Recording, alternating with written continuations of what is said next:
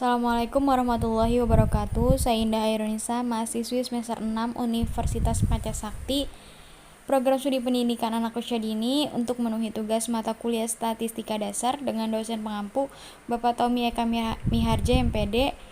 Baiklah, di sini saya akan menjelaskan bagaimana cara membuat tabel distribusi frekuensi data kelompok.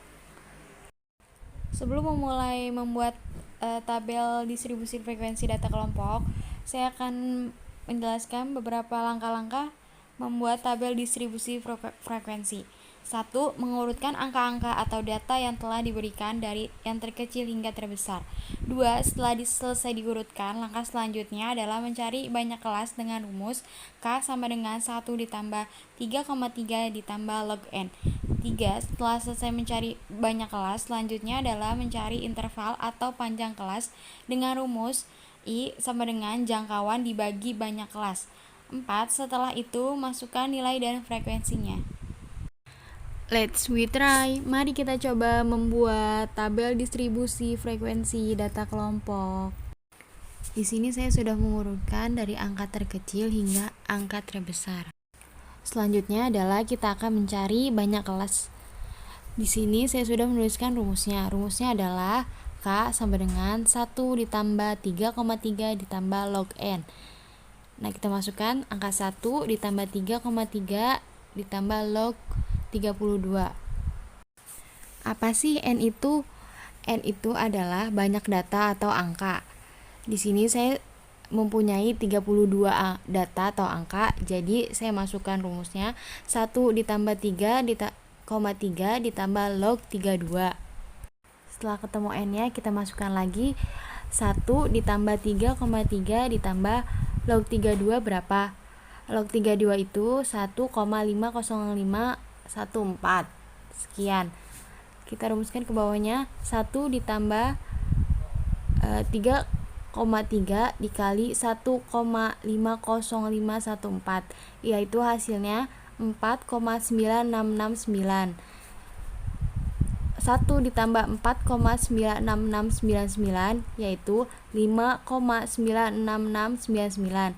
Kita bulatkan menjadi 6. Jadi banyak kelasnya adalah 6. Setelah itu kita akan mencari panjang kelas atau interval dengan rumus I sama dengan jangkauan dibagi banyak kelas. Jangkauan adalah nilai terbesar dari data dikurang nilai terkecil dari data. Banyak kelas adalah hasil dari yang sudah tadi kita hitung sebelum dibulatkan, yaitu 5,9669.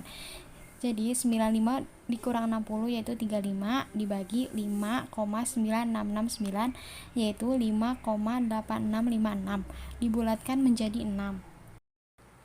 Setelah banyak kelas dan interval sudah kita temukan, langkah selanjutnya adalah membuat tabel. Di sini sudah ada tabel nilai dan frekuensi.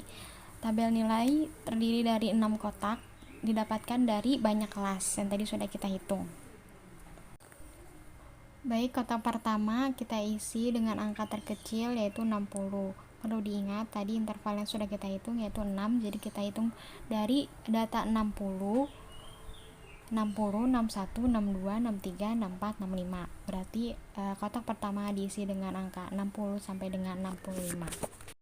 Begitu juga dengan kotak kedua sampai dengan ke-6 diisi dengan cara yang sama dengan panjang kelas 6. Setelah kotak nilai terisi semua, berikutnya kita akan mengisi kotak frekuensi. Selanjutnya adalah kita akan mengisi tabel frekuensi. Perhatikan angka 60 sampai dengan 65. Dari 60 sampai dengan 65 itu ada 7, berarti data frekuensinya adalah 7 untuk kolom pertama. Untuk kolom kedua, data-data dari 66 sampai 71 itu ada sebanyak 9 frekuensi. Jadi di kolom kedua itu frekuensinya adalah 9. Untuk kolom ketiga dengan data 72 sampai 77 itu ada 3 frekuensi. Jadi frekuensi untuk kolom ketiga adalah 3.